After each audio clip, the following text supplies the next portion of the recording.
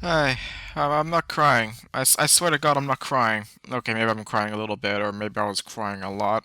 Anyway, it's time to talk about Coco. This is Pixar's latest animated movie, and just like a lot of people, the biggest concern I had with it was that it was going to be very similar to Book of Life, an animated movie that came out in 2014. And I liked it. I thought it was decent. I didn't think it was anything amazing, but I thought it was a decent movie. And I'll start this review by saying that this movie's only similarity to Book of Life is that it takes place in the Day of the Dead. Everything else is completely different, and even though I liked Book of Life, Coco is a million times better. I love this movie. In Mexico, a young boy named Miguel wants to fulfill his dreams of becoming a famed musician just like his idol, Ernesto de la Cruz. Longing to prove his musical talents, Miguel finds himself in the Technicolor land of the dead. Along the way, he meets the charming trickster named Hector, and together they set out to find the real story behind the family's mysterious ban on music. So the weird thing about Coco is that it has a lot of cliches I don't usually like in animated movies. The whole story about how the main character wants something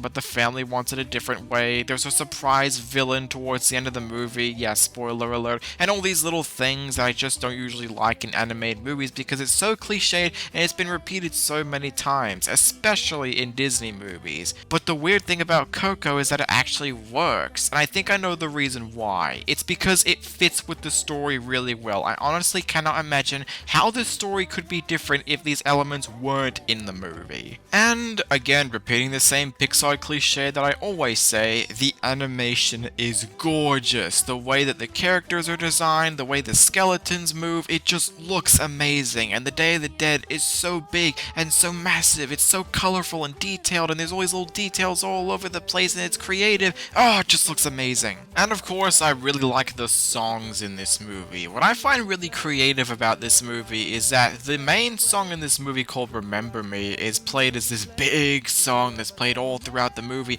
but then you realize that the song actually began as a really nice and slow and quiet song, and I think that's a really good build-up for the last few minutes of the movie, and I think whenever the song plays the way it's meant to be, I think it's really creative. The songs in this movie are really good. A lot of them either had me tapping on my feet or just, crying. The main character, Miguel, in this movie is portrayed really well. He acts like a real child and he's a very loving character. He is in that stage where he feels very unappreciative for his work, but he's a very sympathetic and likable character, and he wasn't even annoying. The co-star Hector is also a lot of fun, especially when we get to know his history. Even before that, he's a very funny, very energetic character, and we do get to feel sorry for him later on in the film. The other relatives that Miguel comes across in the Land of the Dead are also full of energy, personality, and they're also a lot of fun as well. Also, spoiler alert, there's a villain reveal in this movie, but I actually liked the way it was revealed. Unlike movies like Frozen or Big Hero 6 where they didn't really work that well, I actually thought it worked well in this movie. I expected the antagonist to be an asshole, but I did not expect him to be a murderer. That is surprising. So yes, if you couldn't tell by this point, I love Coco. It's one of my absolute favorite animated films from Pixar, and certainly the best animated film that was released in 2017. I highly recommend you check out this movie. It is definitely worth your time.